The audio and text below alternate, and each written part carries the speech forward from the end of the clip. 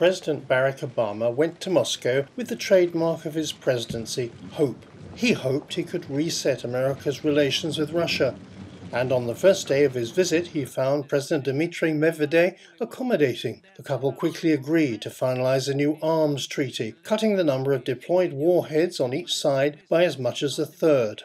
We have found, I think, an ability to work together extremely effectively.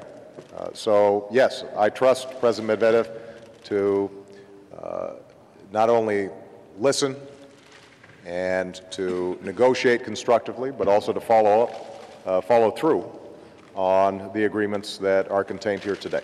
How extensive is this follow-up work, and can Medvedev be trusted? I asked Stratfor's Dr. George Friedman. Well, what was agreed to at the summit was essentially the numbers that they're shooting for. Nothing else was agreed to. It wasn't agreed what timeline would be taken to do this. It wasn't agreed how verification would take place. And in fact, most of that agreement is unimportant. It really doesn't affect the current balance between the two countries.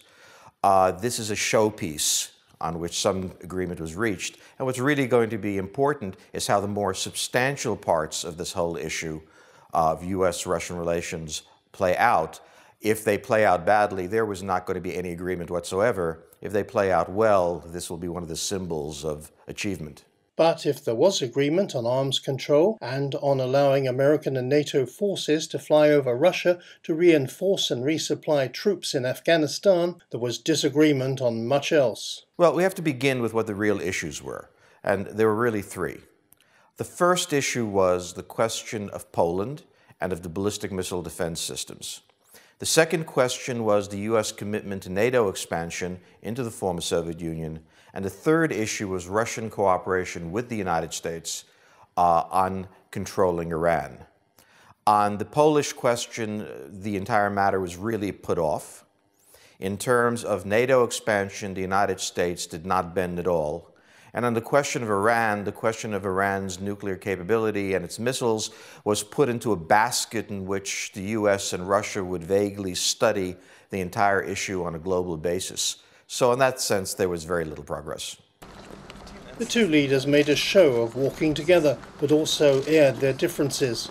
On some issues, Obama was brutally frank. The Russian president said he was fed up with 16 years of trying to join the World Trade Organization. Obama replied with a mixture of diplomacy and bluntness. America's trade with Russia is only about 1% of all our trade with the world. 1%.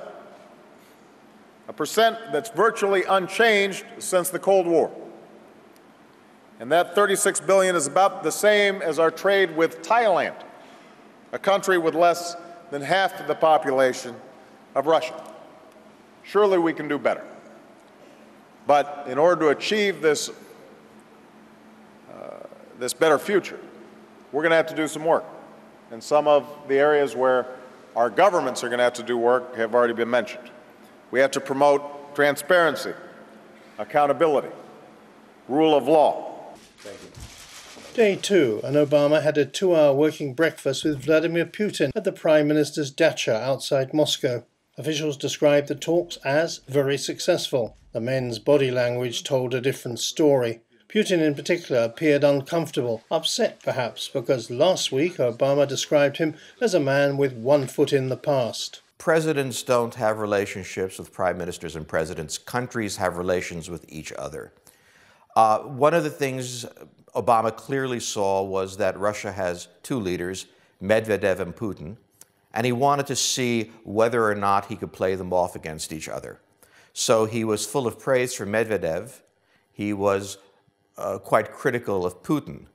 The goal there is not establishing friendship or trust. It is to see if he can split the two leaders, to see if there is some weakness in the relationship. Clearly, he received some intelligence indicating that there was tension between the two, and he wanted to play them off.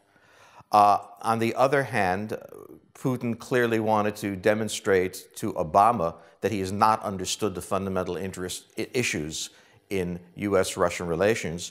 He did not so much lecture as try, I think, to get through to Obama, well, one of the things that we're talking about here, which is this is not about personal relations, this is not about trust, this is about geopolitics. And it's a real issue because the Americans are approaching this as if there was a personal problem with Putin that has to be overcome. And the Russians are approaching this as Obama, Bush, it really doesn't matter. This is a geopolitical problem between nations. Later that day, Obama addressed Russian students at Moscow's new economics school. You get to decide what comes next. You get to choose where change will take us. Because the future does not belong to those who gather armies on a field of battle or bury missiles in the ground. The future belongs to young people with an education and the imagination to create. The students were polite enough, but not as warm as the usual Obama audience, which just about sums it up. Moscow is wary. So what's the timetable for tackling the unresolved problems? Are the common interests where progress can be made? One side or the other is going to have to give something up. In other words, on the Polish question, the United States either gives up ballistic missile defense or it doesn't. On NATO expansion, the United States either gives up its plans to expand to Ukraine and Georgia, or at least thinking about it, or it doesn't. On the question of Iran, the Russians do something or they don't. The issue here is not whether an agreement is possible. It is whether either side has congruent interests and either side trusts each other.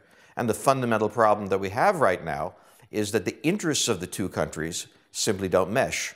Obama's departure from Moscow was a low-key affair. As he and his family climbed the steps to board Air Force One, the president turned and gave what looked to be a half-hearted wave. There's much work to be done. Colin Chapman at www.stratfor.com